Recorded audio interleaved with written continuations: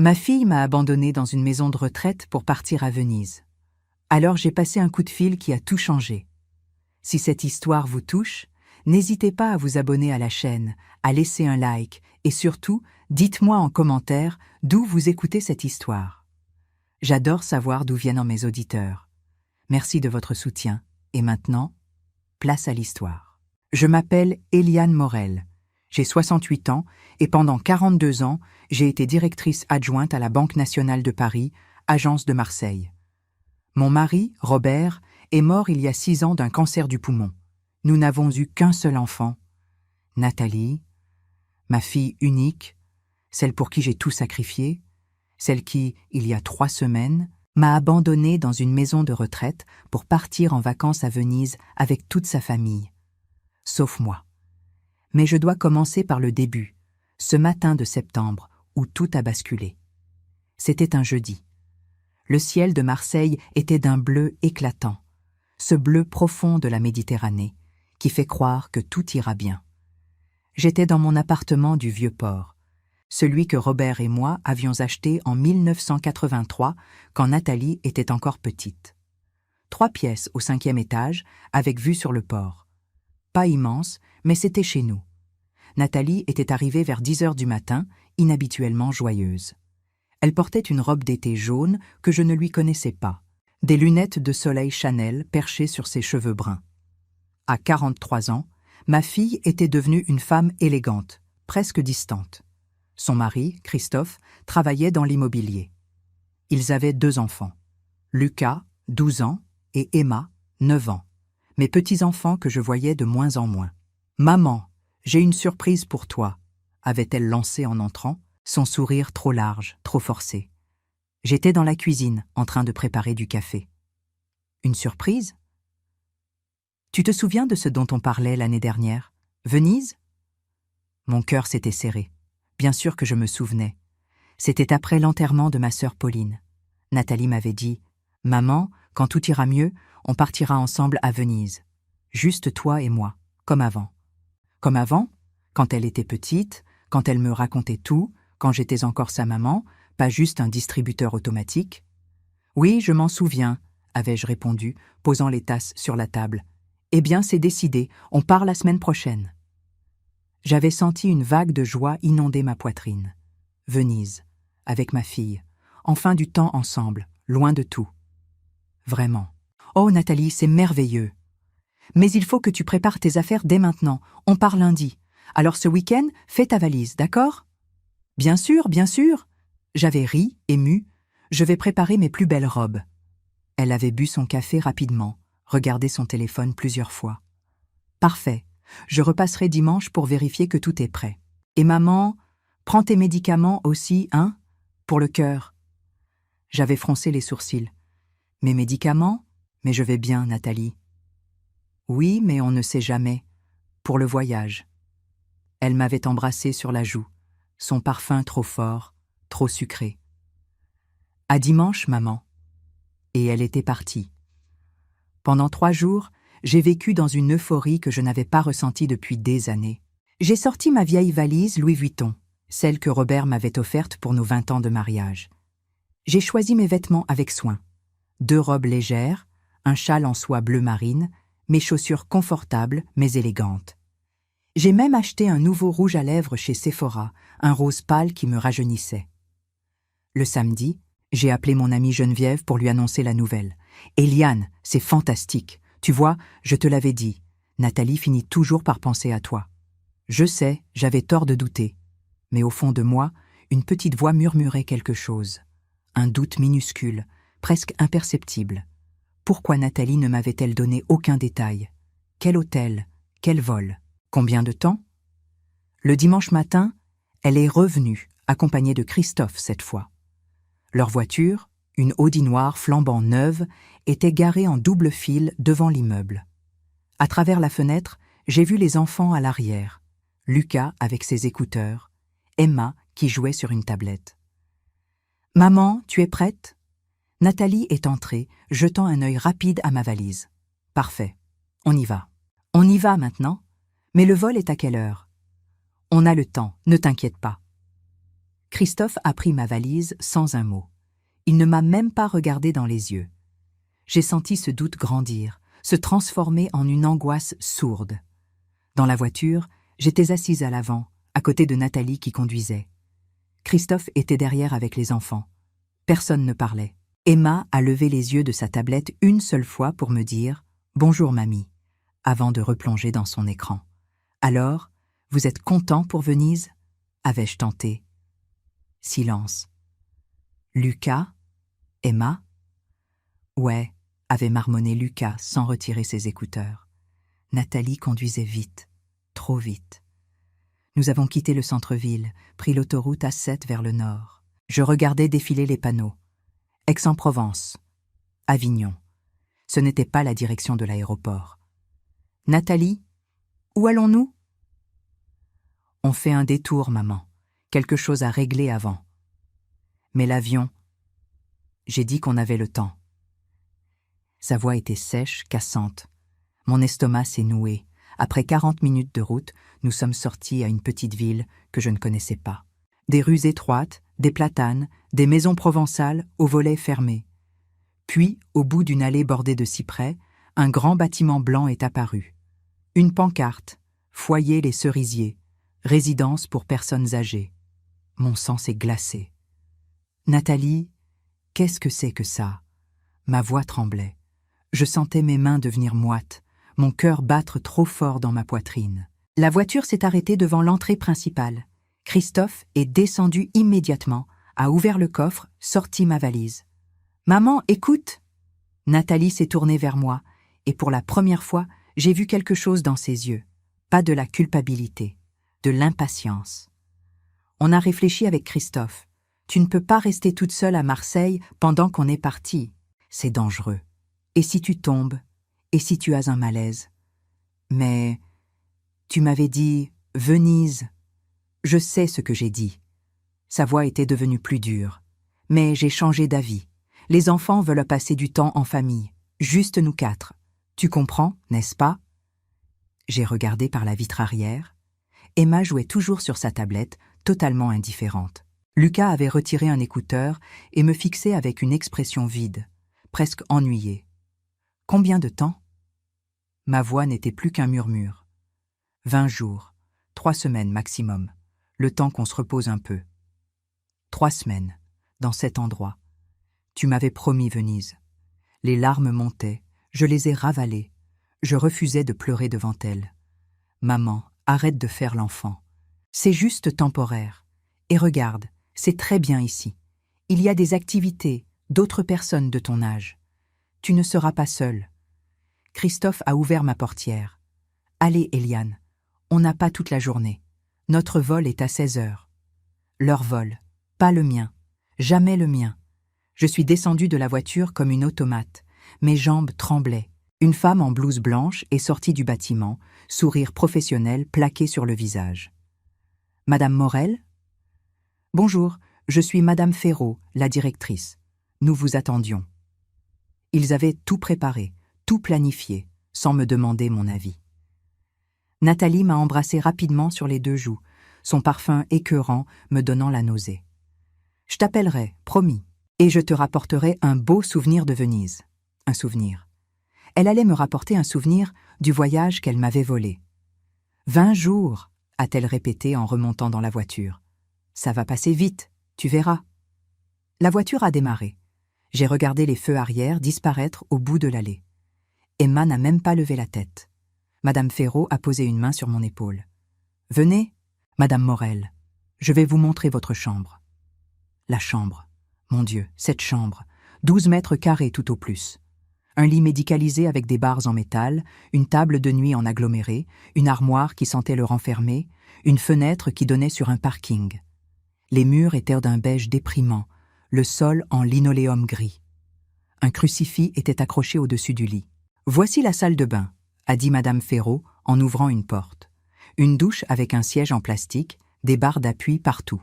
« Et voici votre emploi du temps pour la semaine. » Elle m'a tendu une feuille plastifiée. 8 heures, petit déjeuner. 10 heures, activité manuelle. Midi, déjeuner. 14 heures, repos obligatoire. 16 heures, goûter. 18h, dîner. 20h, télévision en salle commune. 21h, coucher. Si vous avez besoin de quoi que ce soit, il y a une sonnette près du lit. L'infirmière de garde viendra. J'ai hoché la tête mécaniquement. Le dîner est dans 1 heure. Je vous laisse vous installer. La porte s'est refermée. Je me suis assise sur le lit. Il grinçait. Les ressorts étaient usés, durs contre mon dos. J'ai regardé ma valise Louis Vuitton posée au pied du lit, incongrue dans cette pièce misérable. Ma belle valise, préparée avec tant d'espoir pour un voyage qui n'existerait jamais. Je n'ai pas pleuré. Pas encore. J'étais trop choquée, trop sonnée. Mon cerveau refusait d'accepter ce qui venait de se passer. 1 heure plus tard, une aide-soignante est venue me chercher pour le dîner. La salle à manger ressemblait à une cantine d'hôpital. Table en formica, chaises en plastique, néons agressifs au plafond. Une vingtaine de personnes étaient déjà installées. Des vieux, des vrais vieux. Certains bavaient, d'autres fixaient le vide, l'un d'eux parlait tout seul. On m'a assigné une place à une table avec 3 autres femmes. Madame Petit, 86 ans, pratiquement sourde. Madame Rousseau, 82 ans, qui m'a regardée avec méfiance. Et Madame Lambert, 74 ans, qui au moins semblait lucide. « Vous êtes nouvelle ?» m'a demandé Madame Lambert. « Oui, Eliane. »« Moi, c'est Josette. Vous êtes là pour combien de temps ?»« 20 jours. » Elle a eu un petit rire amer. C'est ce qu'on dit toutes au début. Le repas était infect. Une soupe tiède au goût de carton, du poulet caoutchouteux, des haricots verts trop cuits. J'ai à peine touché mon assiette. Après le dîner, on nous a fait monter en salle commune pour regarder la télévision. Un jeu stupide avec des candidats qui criaient. Personne ne regardait vraiment. Madame Petit s'était endormie, la bouche ouverte. Madame Rousseau tricotait un pull informe. Un vieil homme dans un coin chantonnait une chanson que personne ne connaissait. J'ai demandé à une aide-soignante « Est-ce que je peux avoir un téléphone pour appeler quelqu'un ?»« Il y a une cabine téléphonique dans le hall. Vous avez des pièces ?» Des pièces. Dans ma valise, j'avais mon portefeuille. Dedans, mes cartes bancaires. Et surtout, le numéro de téléphone que je connaissais par cœur depuis 42 ans. Je peux y aller maintenant ? Faites vite. Le coucher est à 21h. Je suis descendue dans le hall désert. La cabine téléphonique était près de l'accueil, une vieille cabine des années 90 avec un appareil à pièces. J'ai glissé une pièce de 50 centimes, composé le numéro. 3 sonneries. Puis une voix masculine, professionnelle. « Banque nationale de Paris, agence centrale, bonsoir. »« Bonsoir, Eliane Morel à l'appareil. Code client 4478932. »« Un instant, madame. » Bruit de clavier. « Oui, madame Morel, que puis-je faire pour vous ?» J'ai pris une longue inspiration. Ma main serrait le combiné si fort que mes jointures étaient blanches. Je veux bloquer tous les cartes bancaires additionnelles liées à mon compte, immédiatement. Un silence. « Madame, vous êtes sûre ? Il y a actuellement 4 cartes supplémentaires enregistrées. Je sais exactement combien il y en a. Ma fille, mon gendre, et 2 pour leur soi-disant urgence. Bloquez-les toutes. Madame Morel, je dois vous informer que cette action est irréversible sans votre autorisation écrite pour les réactiver. » Parfait, c'est exactement ce que je veux. Très bien, je procède au blocage. Cela prendra effet dans les 2 heures maximum. Autre chose, je veux transférer l'intégralité du solde du compte joint que je partage avec ma fille vers mon compte personnel. Celui dont elle n'a pas accès. Nouveau silence, plus long cette fois. Madame, c'est une somme importante. Voulez-vous que je vous rappelle le montant du compte joint ? Inutile. Je sais qu'il y a 72 000 €. Transférez tout. Entendu. Et souhaitez-vous maintenir les virements automatiques mensuels ? Les virements. 4 500 € par mois.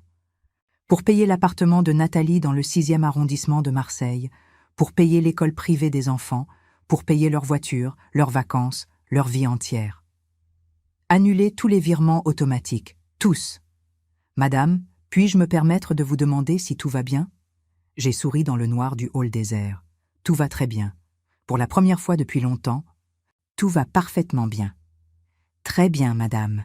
Les opérations seront effectives demain matin à l'ouverture des marchés. Vous recevrez une confirmation par courrier. Merci, bonne soirée. J'ai raccroché. Mes mains ne tremblaient plus.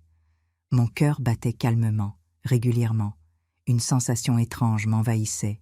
Pas de la colère, pas de la tristesse. Quelque chose de plus froid, de plus déterminé. De la clarté. Je suis remontée dans ma chambre. Madame Lambert était dans le couloir, en chemise de nuit. « Vous avez pu téléphoner ?»« Oui, c'est bien. Ici, on se sent tellement coupé du monde. » Elle a baissé la voix. « Vous savez, Eliane, ce que je vous ai dit tout à l'heure, sur le fait qu'on ne part jamais vraiment d'ici. Oui, je me trompais. Certaines partent. Celles qui ont du caractère. Celles qui refusent de se laisser enterrer vivantes. » Elle m'a souri, un sourire complice, presque espiègle. « Bonne nuit, Eliane. Bonne nuit, Josette. » Dans ma chambre, j'ai ouvert ma valise. Sous mes robes, j'avais glissé un dossier. Le dossier que j'avais préparé il y a 3 ans, après la mort de Robert, quand mon notaire m'avait conseillé de mettre mes affaires en ordre. Dedans, tous mes documents, titres de propriété, relevés bancaires, contrat d'assurance vie, et surtout le testament que j'avais fait rédiger, celui que Nathalie ne connaissait pas. Je l'ai relu à la lumière blafarde de la lampe de chevet. Je, sous-signé Eliane Morel, née du bois, saine de corps et d'esprit, lègue l'intégralité de mes biens à mes petits-enfants, Lucas et Emma Mercier, sous condition qu'ils atteignent l'âge de 25 ans. En attendant, les fonds seront gérés par un administrateur judiciaire désigné par la Cour. Ma fille, Nathalie Mercier, née Morel, ne pourra en aucun cas accéder à ces fonds ni les gérer. Je l'avais fait après une énième dispute avec Nathalie. Elle m'avait demandé de lui prêter 15 000 € pour un investissement. Je le lui avais donné. 6 mois plus tard, j'avais découvert que cet investissement était en réalité des vacances aux Maldives avec Christophe. Elle ne m'avait jamais remboursé. Ce soir-là, j'avais compris que ma fille ne me voyait plus comme sa mère, mais comme un distributeur automatique. J'ai replié le testament, l'ai remis dans le dossier. Demain, j'irai en ville. Il devait bien y avoir un bureau de poste, une banque. J'avais des démarches à faire. La nuit a été longue. Le matelas était inconfortable. Les draps sentèrent la javel. À travers le mur, j'entendais Madame Petit qui ronflait. Quelqu'un dans le couloir gémissait. Une porte a claqué. Une infirmière a crié « Monsieur Bertrand, retournez dans votre chambre !»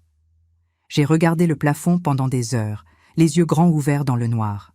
À ce moment précis, Nathalie devait être dans l'avion. Elle était probablement en train de boire du champagne, de rire avec Christophe, de montrer aux enfants le menu du dîner.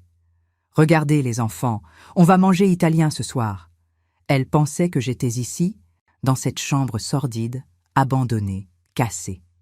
Elle se trompait. Le lendemain matin, à 8 heures, une aide-soignante a frappé à ma porte. « Madame Morel, c'est l'heure du petit déjeuner. » Je m'étais levée à 6 heures, douchée, habillée. J'avais mis une de mes belles robes, celle en lin bleu marine que j'avais prévue pour Venise. Mes cheveux étaient coiffés, mon rouge à lèvres appliqué. Je n'étais pas une vieille abandonnée. J'étais Eliane Morel, 68 ans, ancienne directrice adjointe de banque, et j'avais un plan. Au petit déjeuner, Josette Lambert m'a regardée avec surprise. « Mon Dieu, Eliane, vous êtes élégante ce matin. »« Merci, Josette. J'ai des choses à faire en ville. »« En ville ? Mais on n'a pas le droit de sortir sans autorisation. » J'ai souri. Qui va m'en empêcher ?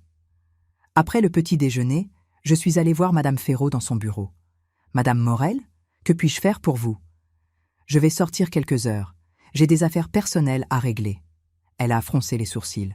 « Madame, votre fille nous a demandé de veiller à ce que vous ne sortiez pas seule, pour votre sécurité. » Ma fille ne décide pas de ma vie.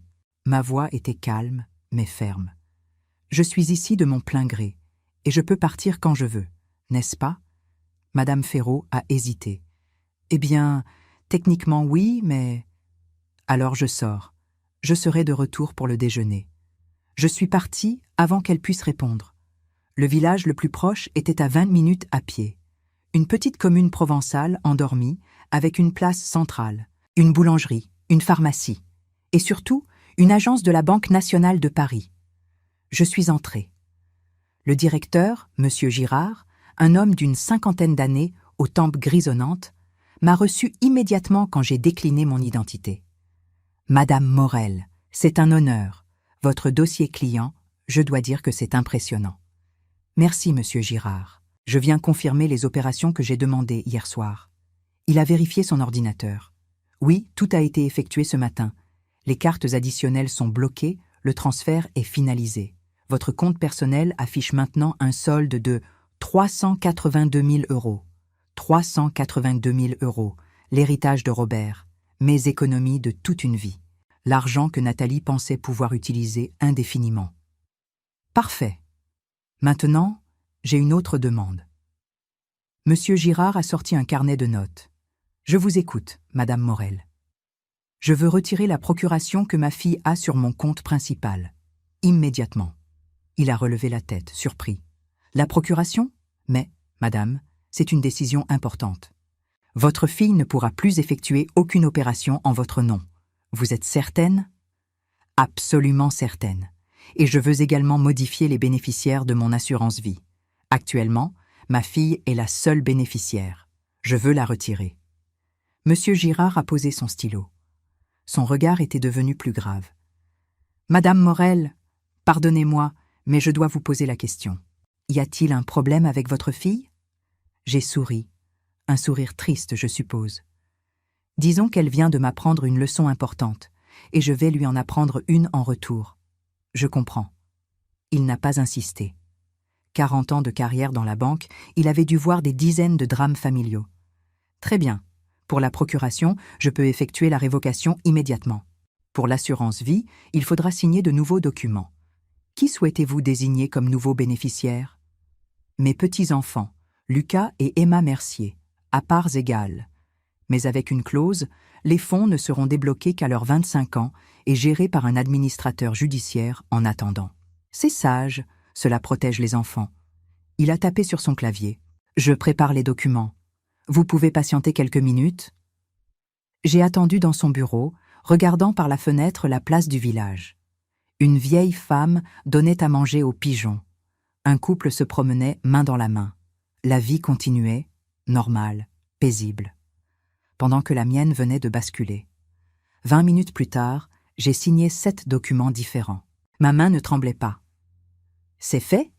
a dit monsieur Girard. « Votre fille recevra une notification officielle sous 48 heures. Mais les blocages sont effectifs dès maintenant. » Merci, monsieur Girard. Madame Morel, je ne sais pas ce qui s'est passé entre vous et votre fille, mais j'espère que vous pourrez arranger les choses. Moi aussi, à ma façon. Je suis sortie de la banque avec un sentiment étrange, de la légèreté, comme si j'avais posé un fardeau que je portais depuis trop longtemps. Sur la place, j'ai aperçu une agence de voyage. Soleil Voyage. La vitrine affichait des promotions. Ibiza, séjour dernière minute.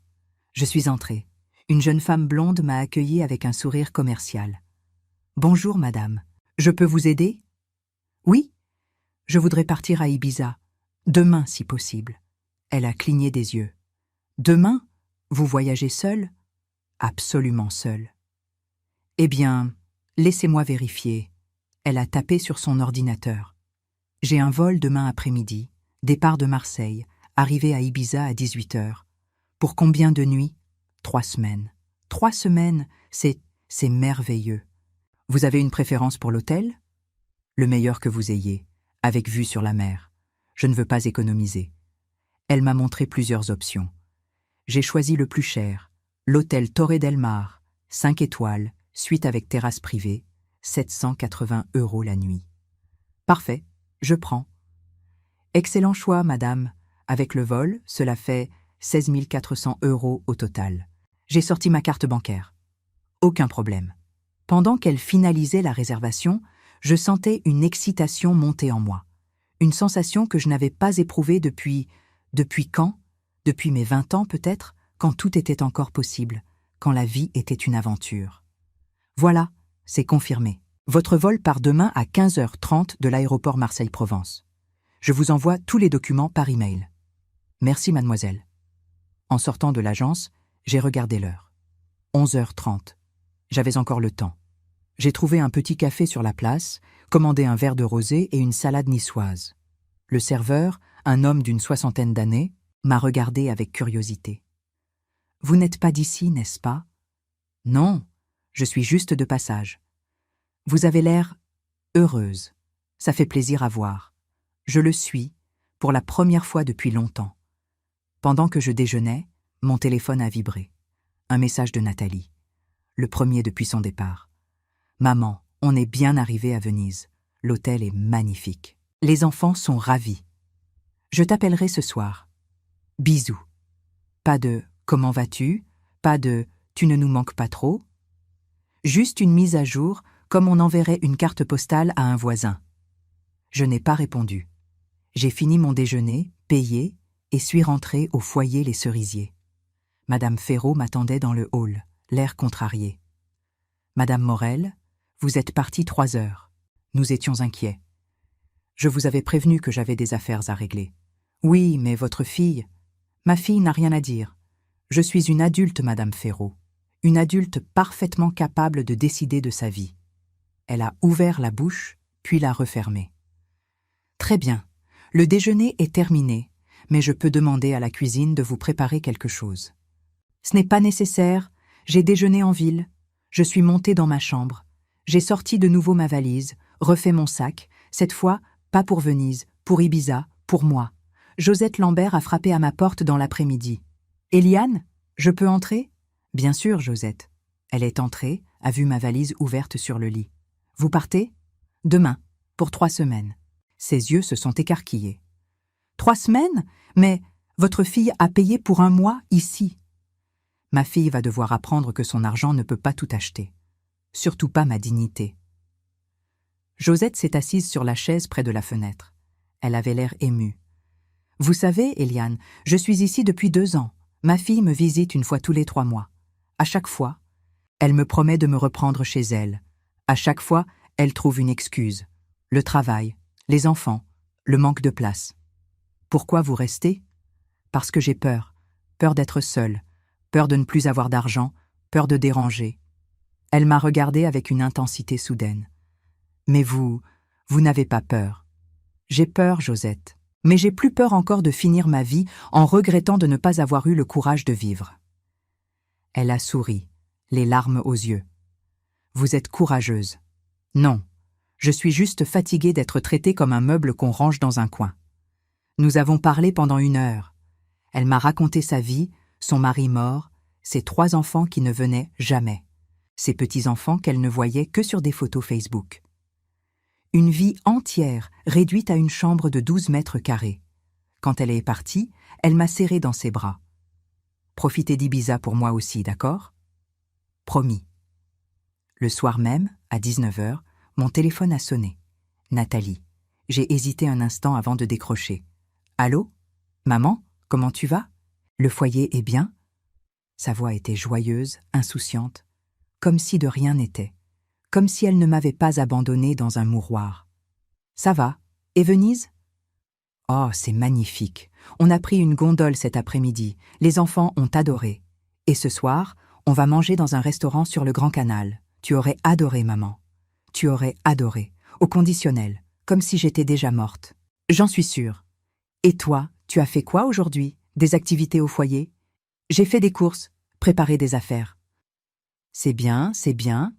Bon, maman, je dois te laisser. On doit se préparer pour le dîner. Je te rappelle dans quelques jours, d'accord ? Nathalie, attends. Oui ? J'ai failli tout lui dire ce que j'avais fait, les comptes bloqués, l'argent transféré, le voyage à Ibiza. Mais quelque chose m'a retenue. Non, elle allait le découvrir toute seule. C'était plus... juste. Rien. Profite bien de ton dîner. Merci, maman. Bisous. Elle a raccroché. J'ai regardé mon téléphone longtemps après. 30 secondes. C'est le temps qu'elle m'avait consacré. 30 secondes dans sa journée parfaite à Venise. Cette nuit-là, j'ai dormi comme un bébé. Le lendemain matin, à 9h, j'étais habillée, valise bouclée, maquillée. J'ai descendu mes affaires dans le hall. Madame Ferraud était à l'accueil, en train de remplir des papiers. « Madame Morel ? Vous allez où avec votre valise ? » « Je pars, Madame Ferraud. »« Vous partez ? Mais Votre séjour est payé jusqu'au 28. Je sais. Considérez que c'est un don. Vous pourrez utiliser ma chambre pour quelqu'un qui en a vraiment besoin. Mais votre fille, ma fille découvrira bien assez tôt. Ne vous inquiétez pas. J'ai appelé un taxi depuis la réception. Josette est descendue juste avant mon départ, encore en chemise de nuit. Eliane, vous partez vraiment? Je pars vraiment. Elle m'a embrassée. Envoyez-moi une carte postale. Promis. Le taxi m'a conduite à l'aéroport de Marseille. Pendant le trajet, je regardais défiler le paysage provençal, les vignes, les champs de lavande. C'était une belle journée de septembre, le ciel d'un bleu éclatant. À l'aéroport, j'ai fait l'enregistrement sans problème. Vol à 15h30. J'avais 2 heures devant moi. J'ai acheté un magazine, pris un café à la terrasse, observé les voyageurs. Des familles, des couples, des jeunes, tous excités, impatients. Moi aussi j'étais excitée. À 68 ans, je partais seule pour la première fois de ma vie. Robert et moi, nous avions toujours voyagé ensemble. Puis, après sa mort, je n'étais plus partie nulle part. Nathalie disait toujours « Tu ne peux pas voyager seule, maman, c'est dangereux. » Attends, on ira ensemble. Mais ensemble ne venait jamais. L'embarquement a été annoncé. J'ai monté dans l'avion, trouvé ma place côté hublot. À côté de moi, un jeune homme d'une 30aine d'années tapait frénétiquement sur son ordinateur. L'avion a décollé. J'ai regardé Marseille rétrécir sous mes yeux, devenir minuscule, disparaître dans les nuages. Une page qui se tournait. 2 heures de vol. J'ai lu mon magazine, bu un verre de vin blanc, somnolé un peu. Quand l'avion a commencé sa descente vers Ibiza, mon cœur s'est mis à battre plus fort. L'île est apparue sous nous.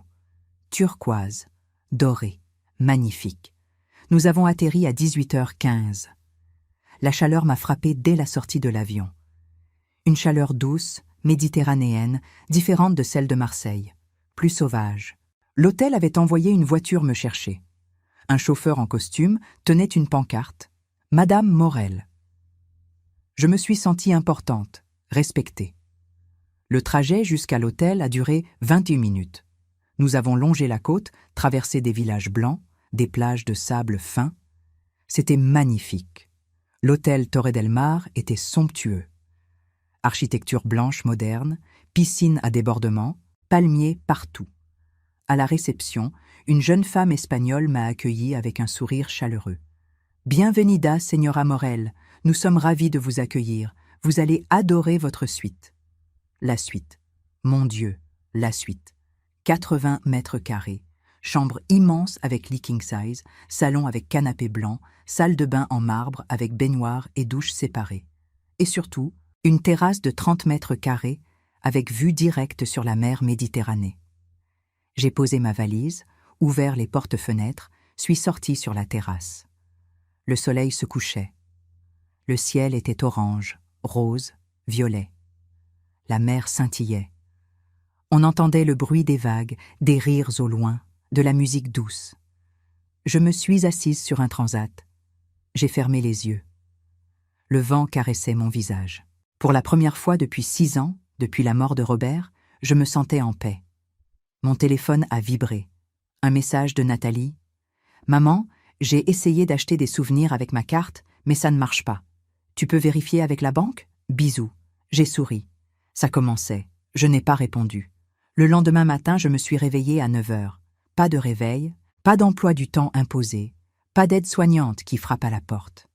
Juste le bruit des vagues et le chant des oiseaux. J'ai pris mon petit déjeuner sur la terrasse. Café, croissant, fruits frais, jus d'orange pressé.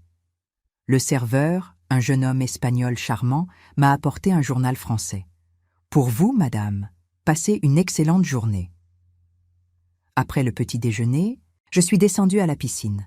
J'avais mis mon maillot de bain, une pièce noire, un paréo blanc, mes lunettes de soleil. Je me sentais vivante. J'ai pris un transat près de la piscine. À ma gauche, un couple allemand dans la 50aine. À ma droite, une femme seule, la 60aine, cheveux courts poivre et sel, en train de lire un livre. Elle a levé les yeux, m'a souri. « Bonjour. Vous êtes française ? » « Oui. De Marseille. Et vous ? » « Parisienne. Mais j'habite à Rio maintenant. Je m'appelle Simone. Nous avons commencé à discuter. Simone avait 72 ans, ancienne professeure de philosophie, divorcée depuis 15 ans, 3 enfants adultes qui vivaient tous à l'étranger. Elle voyageait seule depuis 8 mois après avoir vendu son appartement parisien. J'en avais assez d'attendre que mes enfants viennent me voir. Alors j'ai décidé de vivre ma vie. Bali, Vietnam, Thaïlande, maintenant Ibiza. Dans 2 semaines, je pars pour le Maroc. Vous n'avez pas peur? Voyager seule à notre âge? Elle a ri. Peur de quoi? De vivre? J'ai passé 40 ans à avoir peur. Peur de déranger, peur de ce que les gens penseraient, peur de ne pas être une bonne mère, une bonne épouse. Maintenant, je n'ai plus peur. Ou plutôt, j'ai peur, mais je le fais quand même. Ces mots ont résonné en moi. C'était exactement ce que je ressentais. Nous avons passé la journée ensemble. Déjeuner au restaurant de l'hôtel, promenade sur la plage, cocktail au bar en fin d'après-midi. Simone était drôle, libre, vivante. Elle racontait des histoires incroyables de ses voyages, des gens qu'elle avait rencontrés, des expériences qu'elle avait vécues. Et toi, Eliane? Pourquoi Ibiza? Je lui ai tout raconté. Nathalie, la maison de retraite, Venise, la trahison, les comptes bloqués, ma fuite. Simone m'écoutait sans m'interrompre, hochant la tête de temps en temps. Quand j'ai fini, elle a posé sa main sur la mienne. « Tu as bien fait. Les enfants doivent comprendre que nous ne sommes pas des meubles qu'on range quand ils n'ont plus besoin de nous. Mais c'est ma fille unique. J'ai peur de la perdre. Eliane, tu l'as déjà perdue. Le jour où elle t'a abandonnée dans cette maison de retraite, elle t'a perdue. Maintenant, elle doit te retrouver. Mais pas l'ancienne, toi. La nouvelle. » Le soir même, mon téléphone a sonné. Nathalie. J'ai hésité, puis décroché. « Maman, qu'est-ce que tu as fait ?» Sa voix était hystérique, pas inquiète, en colère. « Bonjour Nathalie, comment vas-tu ?»« Comment je vais? Tous nos cartes sont bloquées, le compte joint est vide, on ne peut rien payer ici. »« Ah bon? Quel dommage! Quel dommage! Maman, c'est une catastrophe, on est à Venise. On a un hôtel 4 étoiles, des restaurants réservés, et on ne peut rien payer. Peut-être que tu aurais dû prévoir un budget avec ton propre argent. » Un silence. Mon propre argent? Mais, maman, c'est ton argent qui... Exactement, mon argent, pas le tien. Mais tu nous as toujours aidés. Je vous ai toujours tout payé, Nathalie. Nuance, ton appartement, l'école des enfants, tes vacances, ta voiture. Pendant que tu me mettais dans un mouroir. C'était pas un mouroir, c'était une maison de retraite très bien. Pour 3 semaines pendant que tu partais à Venise, le voyage que tu m'avais promis. Nouveau silence. Plus long. Je pouvais presque entendre ses pensées, sa panique. « Maman, je suis désolée, c'était une erreur, mais là, on a un problème. L'hôtel réclame le paiement et tu vas devoir trouver une solution, comme une adulte. Mais comment ? Appelle ton mari, appelle tes beaux-parents, vends tes bijoux, je m'en fiche, mais ne compte plus sur moi. Maman, s'il te plaît, on est tes petits-enfants aussi. Lucas et Emma, tu vas les laisser dans cette situation ? » Les enfants, bien sûr. Elle utilisait les enfants comme chantage émotionnel. Lucas et Emma ne manqueront de rien. J'ai modifié mon testament. Tout ira à eux, mais pas à toi. Et pas avant leurs 25 ans. En attendant, vous allez devoir apprendre à vivre avec vos propres moyens.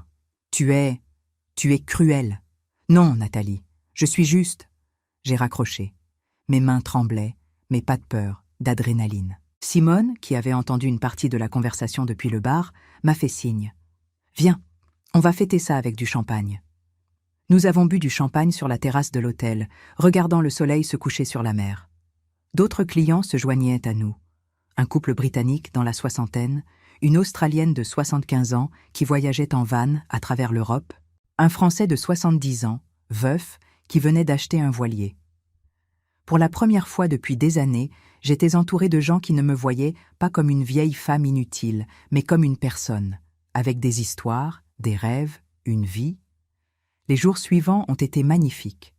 Yoga sur la plage au lever du soleil avec Simone, déjeuner dans de petits restaurants cachés, promenade dans les ruelles blanches d'Ibiza Town, soirée tranquille à lire sur ma terrasse. Nathalie a essayé de m'appeler 15 fois. Je n'ai décroché aucun de ses appels. Elle a envoyé des messages de plus en plus désespérés. « Maman, réponds s'il te plaît. On a dû emprunter de l'argent aux beaux-parents. L'hôtel a menacé de garder nos bagages. Les enfants pleurent. Tu es contente ?» Je n'ai répondu à aucun. Le 5e jour, Simone m'a emmenée dans un petit café bohème au port. « Il y a quelqu'un que je veux te présenter. » Nous sommes entrés. Le café était charmant, décoré de plantes vertes, de livres anciens, de photos en noir et blanc. Au fond, près de la fenêtre, un homme était assis seul, lisant un journal.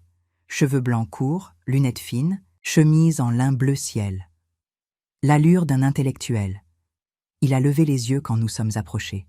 « Simone, quelle surprise !»« Philippe, je te présente Eliane, une amie marseillaise. Eliane, voici Philippe Mercier. » Il s'est levé, m'a serré la main, une poignée ferme, chaleureuse. « Enchantée, Eliane. »« Enchantée. » Nous nous sommes assis. Philippe a commandé du café pour nous trois. Il parlait avec un accent du sud-ouest, une voix grave et posée. Il racontait qu'il était originaire de Bordeaux, qu'il avait dirigé une petite maison de vin pendant 35 ans avant de la vendre à ses enfants il y a 2 ans.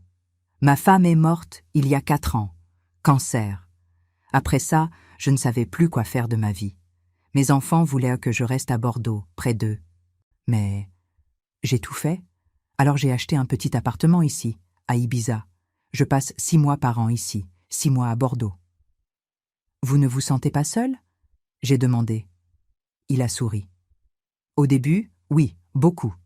Mais j'ai appris que la solitude et l'isolement sont 2 choses différentes. Je suis seul, mais je ne suis pas isolé. J'ai mes livres, mes promenades, mes amis. Et parfois, je rencontre des gens intéressants. » Il m'a regardé en disant cela. Pas de manière insistante, juste avec intérêt. Nous avons parlé pendant 2 heures, de littérature, de vin, de voyage, de la vie. Philippe avait une culture impressionnante, mais sans prétention. Il écoutait autant qu'il parlait. C'était rafraîchissant. Quand nous sommes partis, Simone m'a fait un clin d'œil. « Il te plaît, Amon !»« Quoi ? C'est évident. Et tu lui plais aussi. On vient juste de se rencontrer.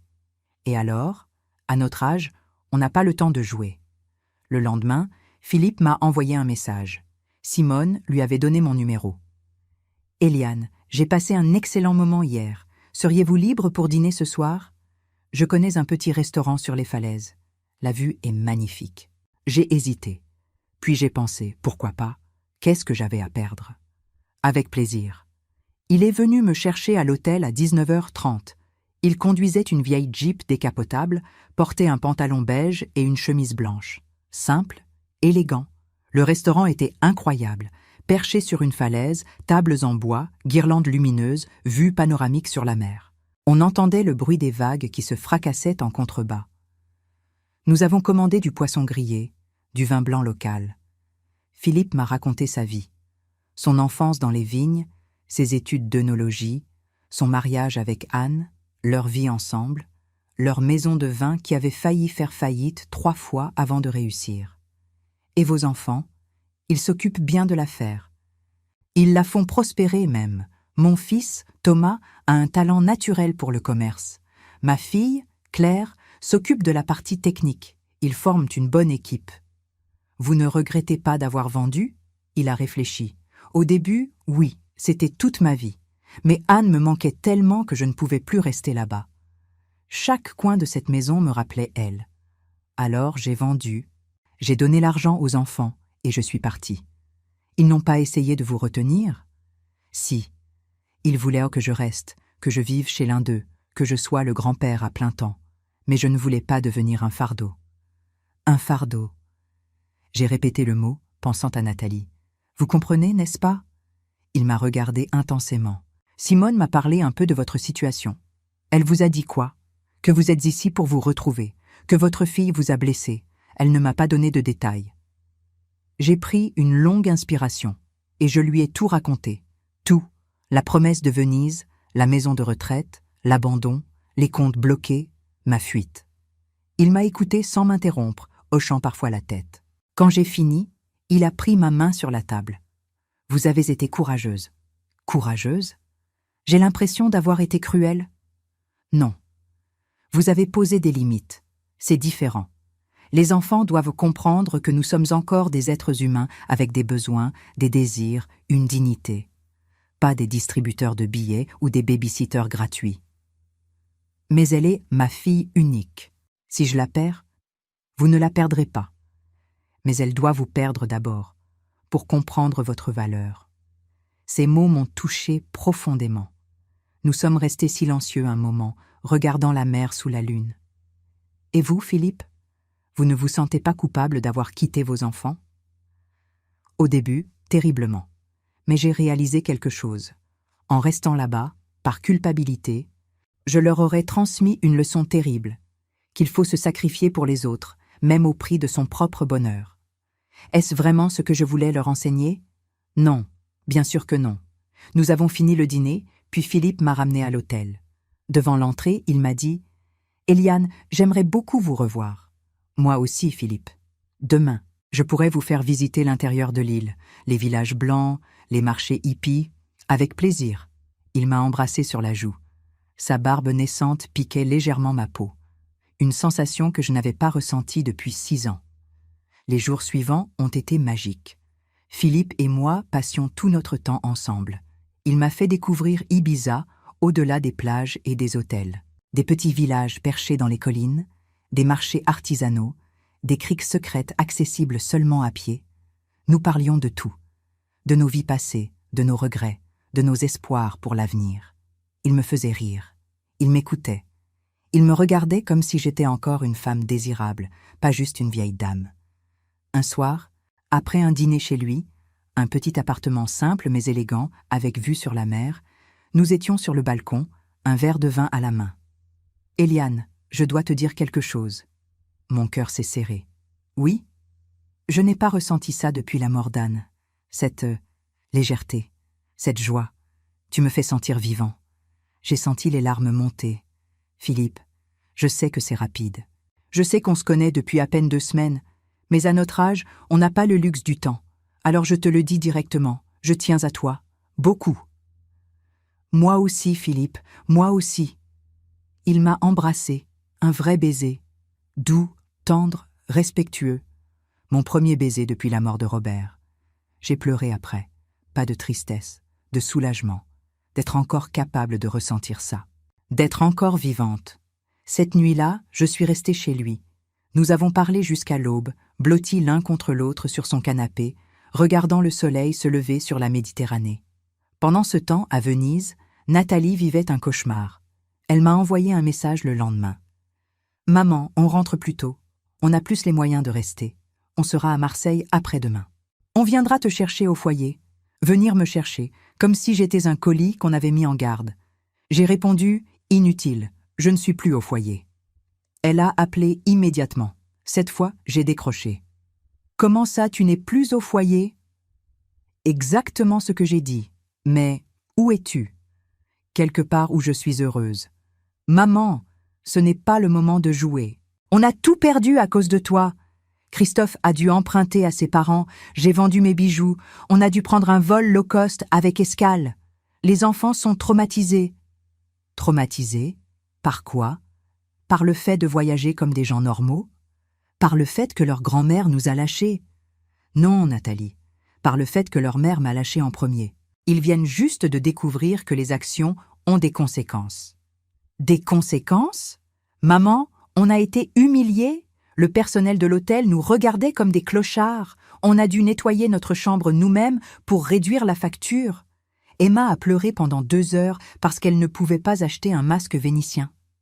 Et moi, j'ai pleuré pendant 3 heures dans une chambre de maison de retraite qui sentait la javel pendant que tu buvais du prosecco sur une terrasse donnant sur le grand canal. Silence, long, pesant. Je ne savais pas que tu prendrais ça comme ça. Comment voulais-tu que je le prenne, Nathalie?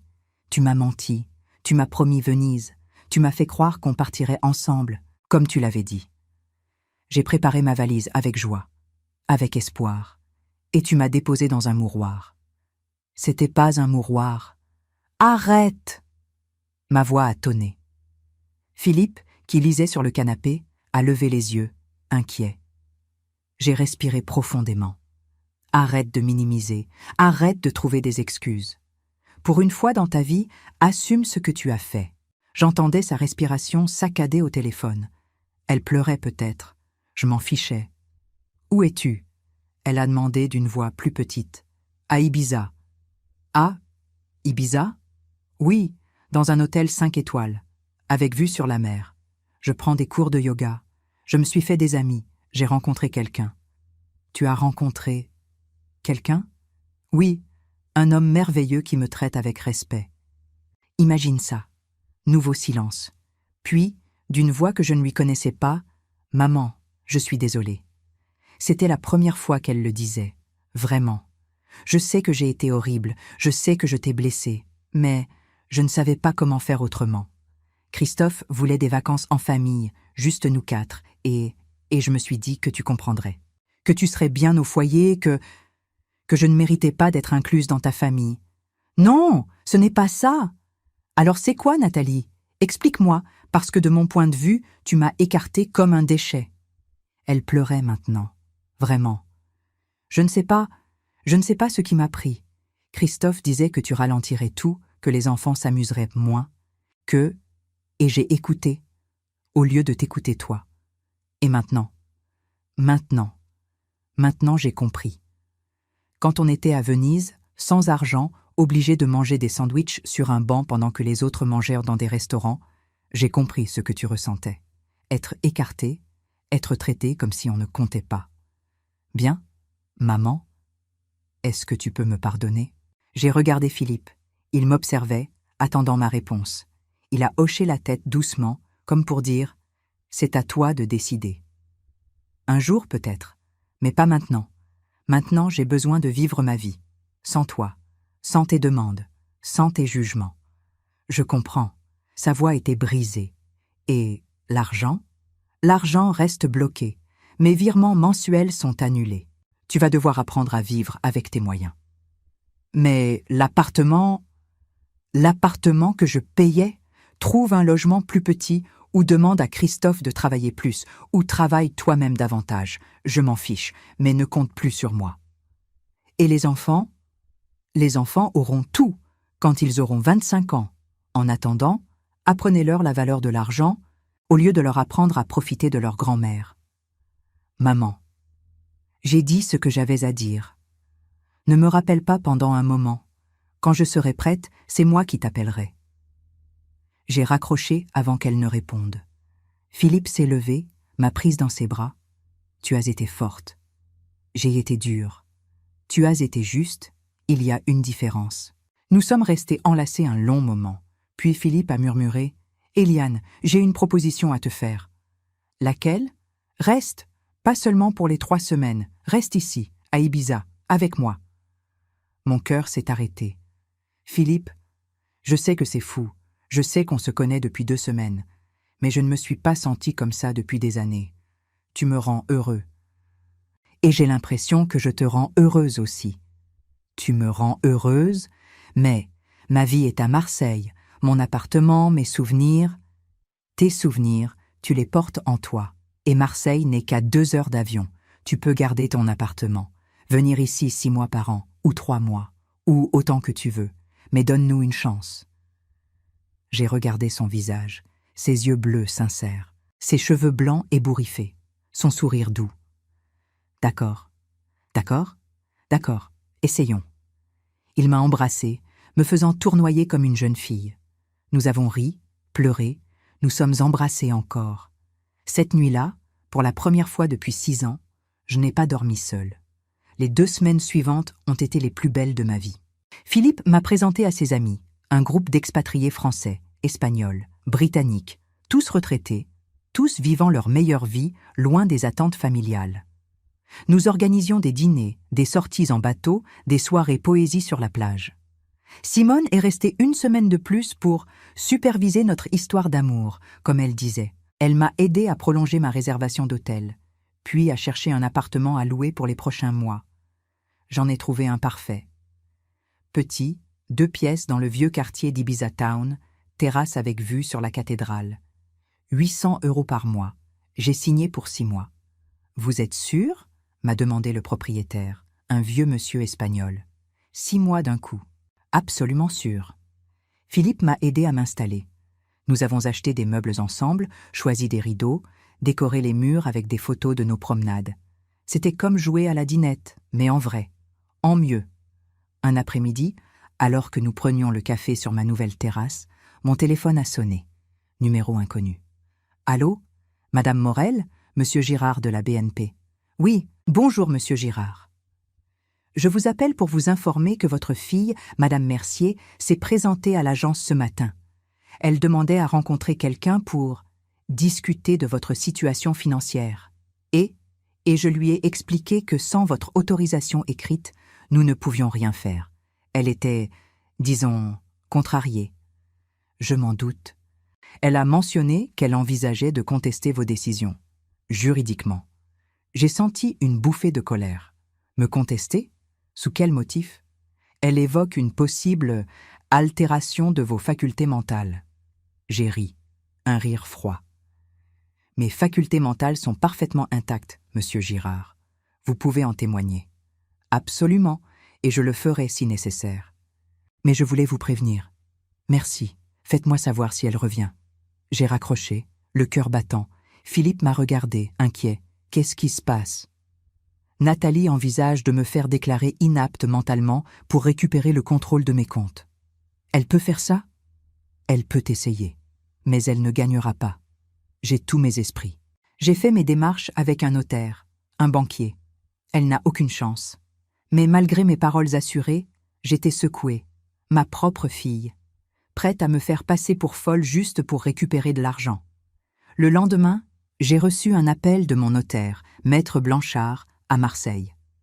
Madame Morel, votre fille a pris rendez-vous avec moi. Elle souhaite discuter de votre testament et de la gestion de vos biens. Sans mon autorisation? Elle prétend agir dans votre intérêt. Elle dit que vous avez pris des décisions irrationnelles récemment. Maître Blanchard, vous me connaissez depuis 20 ans. Est-ce que je vous ai semblé irrationnel? Absolument pas. Au contraire, les modifications que vous avez apportées à votre testament étaient parfaitement sensées et légales. Alors dites-le lui, et dites-lui que si elle continue, je porterai plainte pour harcèlement. Entendu, madame? J'ai raccroché, tremblante de rage. Philippe m'a prise dans ses bras. Respire. Elle ne peut rien te faire. Elle est ma fille, Philippe, ma fille unique, et elle me traite comme une ennemie, parce qu'elle a peur, peur de perdre son confort, peur de devoir assumer sa vie d'adulte, mais ce n'est plus ton problème. Il avait raison, mais ça faisait mal quand même. 2 jours plus tard, j'ai reçu un colis express de Marseille, de Nathalie. À l'intérieur, une lettre manuscrite, plusieurs pages. « Maman, je sais que tu ne veux plus me parler. Je sais que j'ai tout gâché. Mais je t'écris quand même parce que je dois te dire certaines choses. Tu as raison, surtout. J'ai été égoïste, ingrate, cruelle. Je t'ai traité comme un distributeur automatique, pas comme ma mère. Je t'ai abandonné quand tu avais besoin de moi. Je t'ai menti, je t'ai trahi. Quand on est revenu de Venise, qu'on a dû déménager dans un appartement plus petit, que Christophe a dû chercher un 2e emploi, que les enfants ont dû changer d'école, j'ai compris. J'ai compris ce que tu avais fait pour nous pendant toutes ces années. Payer nos factures, nos vacances, notre vie, sans jamais rien demander en retour. Sauf du respect. Et même ça, je ne te l'ai pas donné. Christophe m'en veut. Il dit que c'est ma faute si on a tout perdu. Et il a raison. Mais tu sais quoi? Pour la première fois depuis des années, on parle. Vraiment. On doit trouver des solutions ensemble, gérer notre argent, faire des choix. Et c'est dur, mais c'est aussi libérateur. On était devenus dépendants de toi sans même s'en rendre compte.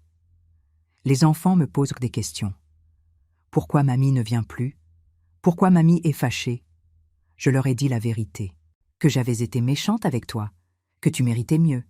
Lucas m'a dit « Alors tu dois t'excuser. Emma a dessiné une carte pour toi. Je la mets dans l'enveloppe. Maman, je ne te demande pas de me pardonner tout de suite. Je ne te demande même pas de revenir. Je sais que tu as ta vie maintenant, à Ibiza, avec Philippe. Oui, j'ai parlé avec Geneviève qui m'a tout raconté. Je suis contente pour toi, vraiment. Je te demande juste de ne pas m'effacer complètement, de ne pas m'abandonner comme je t'ai abandonné. Parce que même si je ne le mérite pas, tu es ma maman. Et j'ai besoin de toi. Pas de ton argent, de toi. Je t'aime. Je l'ai toujours fait. J'ai juste oublié de te le montrer. Nathalie. J'ai pleuré en lisant la lettre. Pleuré toutes les larmes que j'avais retenues. Philippe m'a trouvée sur la terrasse, la lettre dans une main, le dessin d'Emma dans l'autre. Un dessin de nous deux, main dans la main, avec des cœurs partout. Et en haut, « Pardon, mamie, je t'aime. » « Tu veux en parler ?» a demandé Philippe doucement. Elle s'excuse, vraiment. « Et toi, qu'est-ce que tu ressens ?»« Je ne sais pas. Je suis encore blessée, encore en colère. Mais elle est ma fille. Tu n'as pas à décider maintenant. Prends ton temps. » J'ai gardé la lettre pendant 1 semaine. Je la relisais tous les soirs. Puis, un matin, j'ai pris mon téléphone. J'ai appelé Nathalie. Elle a décroché à la première sonnerie. « Maman ?»« Bonjour Nathalie. »« Maman, tu as reçu ma lettre ?»« Oui. »« Et tu... » ?»« Je ne suis pas prête à te pardonner complètement. Pas encore, mais je suis prête à essayer. » J'entendais des sanglots au téléphone. « Merci maman. Merci, merci, merci. » Il y a des conditions. Tout ce que tu veux. 1. Tu ne me demandes plus jamais d'argent. Jamais. Si tu as besoin de quelque chose, tu travailles pour l'obtenir. 2.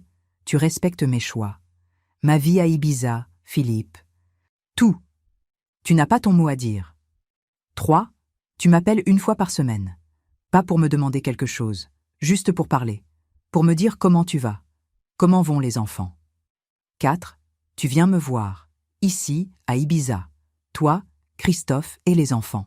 Vous payez vos billets, vous dormez à l'hôtel. Mais vous venez. D'accord. À tout. D'accord à tout. Et Nathalie ? Oui, si tu me trahis encore une fois, c'est fini.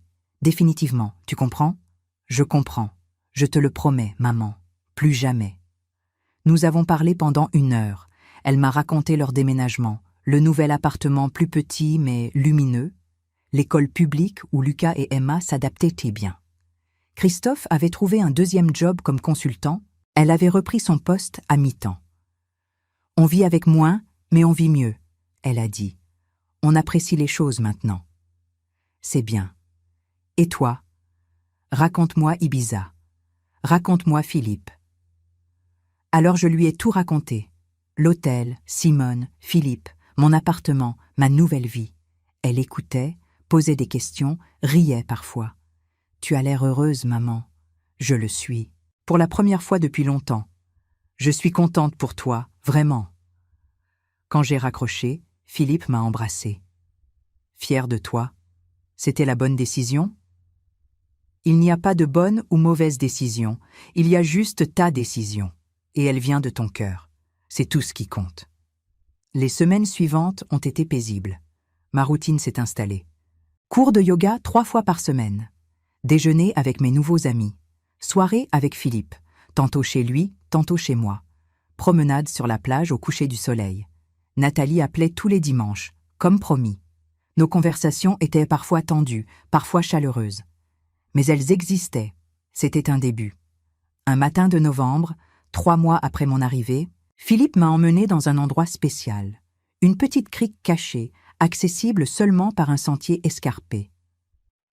C'est ici qu'Anne et moi sommes venus pour la première fois à Ibiza, a-t-il dit. Il y a 35 ans. Nous nous sommes assis sur les rochers, regardant la mer turquoise. Eliane, je veux te dire quelque chose. Mon cœur s'est serré. Quoi ? Je t'aime. Ces mots. Si simples. Si puissants. Des mots que je n'avais pas entendus depuis la mort de Robert. Des mots que je pensais ne plus jamais entendre. Philippe ? Attends, laisse-moi finir. Il a pris mes mains dans les siennes. Je sais que c'est rapide. Je sais que nous sommes vieux, que les gens diront que nous sommes fous. Mais je m'en fiche. À 74 ans, j'ai appris que le temps est un luxe qu'on n'a pas. Anne est morte à 69 ans.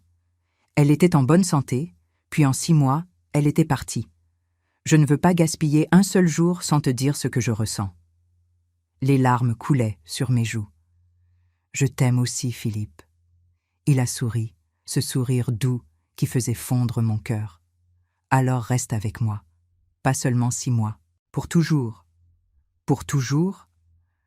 Ou ce qui y ressemble le plus pour nous. Vends ton appartement à Marseille si tu veux, ou garde-le et loue-le. Mais fais d'Ibiza ta maison. Avec moi. J'ai regardé la mer, le ciel bleu infini, les rochers dorés. Puis, j'ai regardé Philippe, cet homme qui m'avait rendu ma joie de vivre. Cet homme qui me voyait comme une femme, pas comme une vieille dame inutile. D'accord, d'accord, d'accord, restons ensemble, construisons quelque chose, à notre âge, à notre façon. Il m'a embrassée. Un long baiser salé par mes larmes et par les embruns. Ce soir-là, nous avons organisé un dîner pour annoncer notre décision à nos amis. Simone, qui était revenue d'un voyage au Maroc, a levé son verre. À Eliane et Philippe, qui nous prouvent qu'il n'est jamais trop tard pour tout recommencer. Tout le monde a applaudi, trinqué, ri.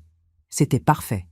Le lendemain, j'ai appelé Nathalie. « Maman, tout va bien ?»« Tout va très bien. Je voulais te dire, je vais rester à Ibiza, définitivement. » Silence. Puis, définitivement? Oui. Philippe et moi, nous sommes ensemble, et je vais m'installer ici. Oh, oh, maman, c'est merveilleux. Sa voix était sincère. Pas de sarcasme, pas d'amertume, juste de la joie. Tu es contente pour moi? Évidemment que je suis contente. Tu mérites d'être heureuse. Tu mérites tout le bonheur du monde. Merci, ma chérie. Et est-ce qu'on peut toujours venir te voir? Bien sûr, quand vous voulez. J'ai hâte que tu rencontres Philippe. Et que Philippe rencontre ses petits-enfants. Nous avons parlé encore longtemps.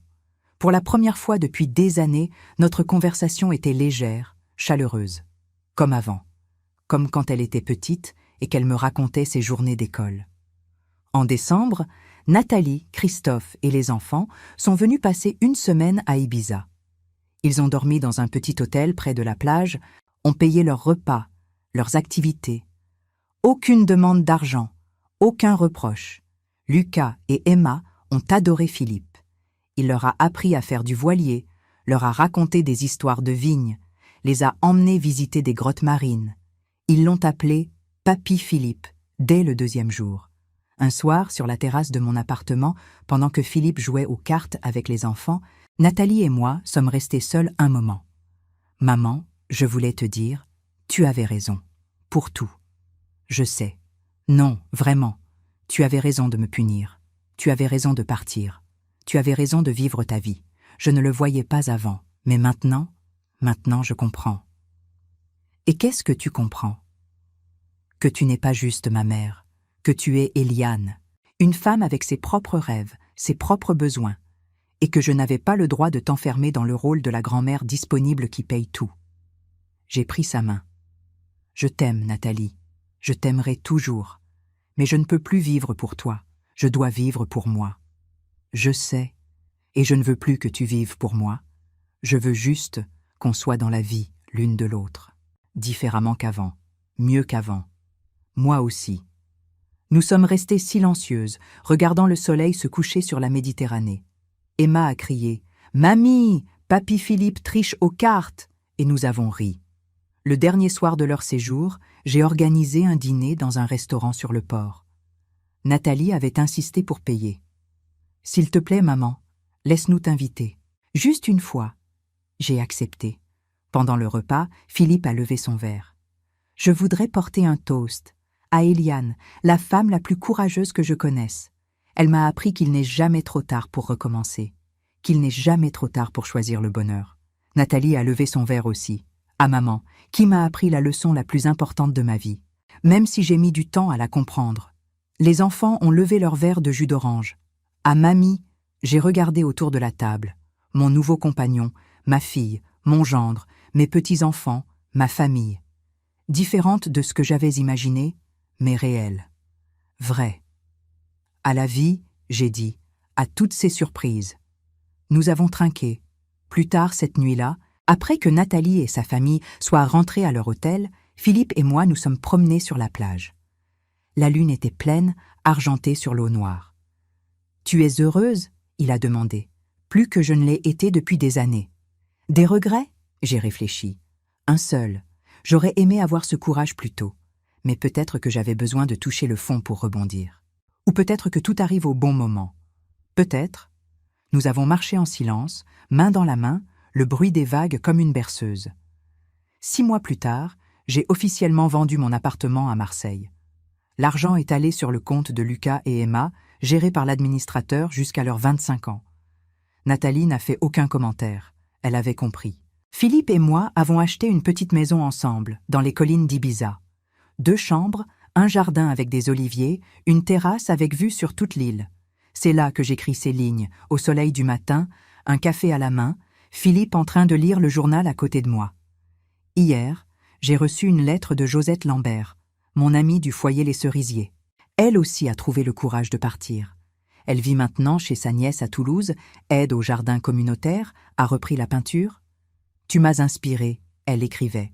« Si tu as pu le faire à 68 ans, je peux le faire à 74. » Nathalie appelle tous les dimanches, comme promis.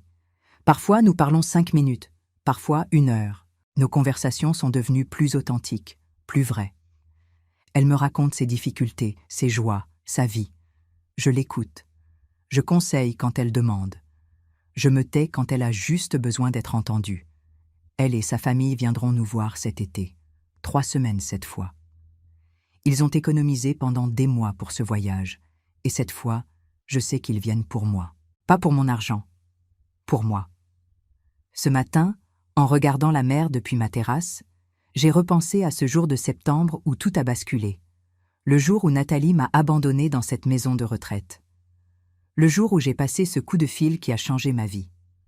À l'époque, je pensais que je perdais tout. Ma fille, ma famille, ma place dans le monde. Mais en réalité, j'ai tout gagné. J'ai gagné ma dignité, mon indépendance, mon bonheur. Et d'une certaine façon, j'ai gagné ma fille. La vraie, celle qui m'aime pour ce que je suis, pas pour ce que je peux lui donner. Philippe pose sa main sur la mienne. À quoi tu penses? À ce que ma vie aurait été si je n'avais pas eu le courage de partir. Et je remercie cette version de moi qui a décroché ce téléphone, qui a bloqué ses cartes, qui a pris cet avion. Moi aussi, je la remercie. Il m'embrasse sur la tempe. Sans elle, je ne t'aurais jamais rencontré. Nous restons là, dans notre maison, dans notre vie, dans notre bonheur gagné de haute lutte. Et je souris. Parce qu'à 68 ans, j'ai appris la plus importante des leçons. Il n'est jamais trop tard pour choisir soi-même. Il n'est jamais trop tard pour vivre.